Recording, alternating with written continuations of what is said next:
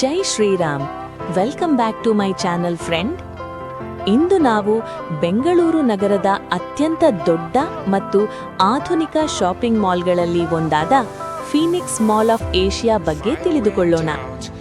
ಬೆಂಗಳೂರು ನಗರದ ಉತ್ತರ ಭಾಗದ ಹೆಬ್ಬಾಳದ ಸಮೀಪದಲ್ಲಿರುವ ಈ ಅದ್ಭುತ ಮಾಲ್ ಇತ್ತೀಚಿನ ವರ್ಷಗಳಲ್ಲಿ ಬೆಂಗಳೂರಿನ ಪ್ರಮುಖ ಪ್ರವಾಸಿ ಮತ್ತು ಮನರಂಜನಾ ಕೇಂದ್ರವಾಗಿ ಬೆಳೆಯುತ್ತಿದೆ. ಸುಮಾರು 13 ಏಕರ್ ಪ್ರದೇಶದಲ್ಲಿ ನಿರ್ಮಿಸಲಾದ ಈ ಮಾಲ್ 12 ಲಕ್ಷ ಚದರ ಅಡಿಗಿಂತ ಹೆಚ್ಚು ಶಾಪಿಂಗ್ ಮತ್ತು ಮನರಂಜನೆ ಸ್ಥಳವನ್ನು ಹೊಂದಿದೆ.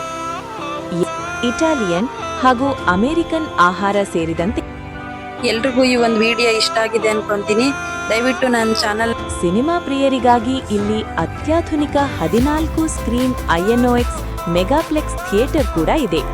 ಇಲ್ಲಿ ಸ್ಕ್ರೀನ್ ಎಕ್ಸ್ ಎಂಬ 270 ಡಿಗ್ರಿ ಪ್ಯಾನೋರಮಿಕ್ ಸಿನಿಮಾ ಅನುಭವವನ್ನು ಕೂಡ ನೋಡಬಹುದು.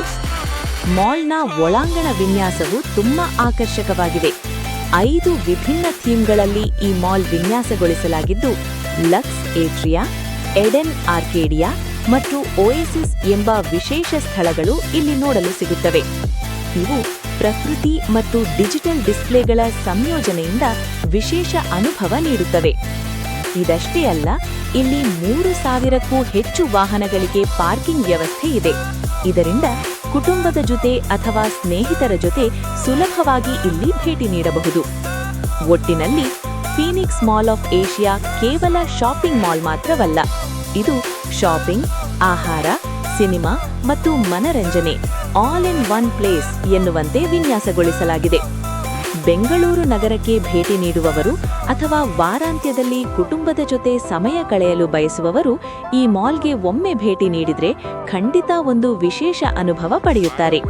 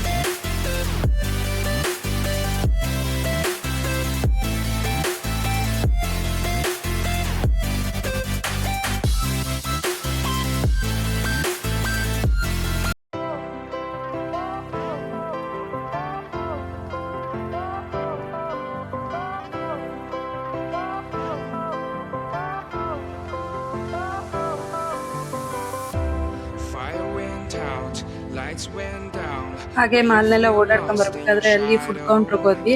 ಅಲ್ಲಿ ಊಟ ಏನು ಬೇಡ ಅಂದ್ರು, ಹಂಗಾಗಿ ಸ್ವಲ್ಪ ಐಸ್ ಕ್ರೀಮ್ ಬೇಕು ಅಂತ ಕೇಳಿದ್ರು. ಏನೇ ಆದ್ರೂ ಮಾಲಲ್ಲಿ ಮಾತ್ರ ಸಿಕ್ಕಾಪಟ್ಟೆ ರೇಟ್ ಅಪ್ಪ. ನಮ್ಗೆ ಹೊರಗಡೆ 30 ರೂಪಾಯಿಗೆ ಸಿಗೋ ಐಸ್ ಕ್ರೀಮ್ ಅಲ್ಲಿ 300 ರೂಪಾಯಿ ಕೊಡ್ಬೇಕು. ಆದ್ರೂ ಪರವಾಗಿಲ್ಲ, ಮಕ್ಳಲ್ವಾ ಖುಷಿಗೋಸ್ಕರ ಅಂತ ಕೊಡ್ಸಿದ್ವಿ. ಅಲ್ಲಿ ಐಸ್ ಕ್ರೀಮ್ ಕೊಡ್ಬೇಕಾದ್ರೆ ಚೆನ್ನಾಗಿ ಆಟ ಆಡಿಸ್ಬಿಟ್ಟು ಕೊಟ್ರು ಮಕ್ಳಿಗೆ. ಅವ್ರಿಗೂ ಒಂಥರ ಎಂಜಾಯ್ ಆಯ್ತು.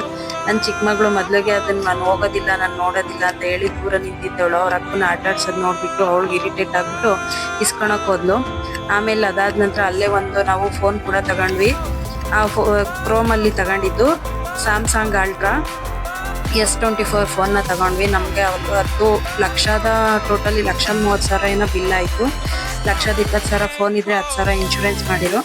ಸೊ ಆ ಫೋನ್ನ ನನ್ನ ಮಗಳ ಕೈಯಲ್ಲೇ ತೆಗೆಸಿ ಮೊದಲಿಗೆ ಓಪನ್ ಮಾಡಿ ನೋಡಿದ್ವಿ. ತುಂಬ ಚೆನ್ನಾಗಿದೆ. ಇಬ್ಬರಿಂದ ಅದು ಕ್ಲಾರಿಟಿ ಆಗಲಿ ಏನು ಪ್ರಾಬ್ಲಮ್ ಬಂದಿಲ್ಲ.